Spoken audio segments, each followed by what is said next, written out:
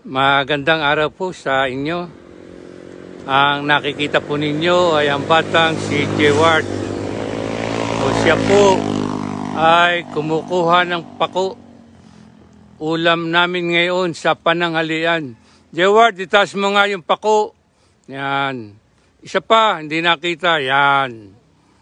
Yan po ang aming pananghalian ngayon sa araw na ito. Ang nakikita po ninyo na malapad na dahon ay ang lipa, ang higanting lipa. Jeward, huwag kang lumapit diyan sa lipa. Pag lumapit ka, anong mangyayari sa iyo diyan, Jeward? Nakatingin po. Yan. Kaya ingat ka. Iyan po ang lipa at ang pako. Jeward, pakita mo nga uli yung ating pako. Yan. Salamat po sa hapong ito.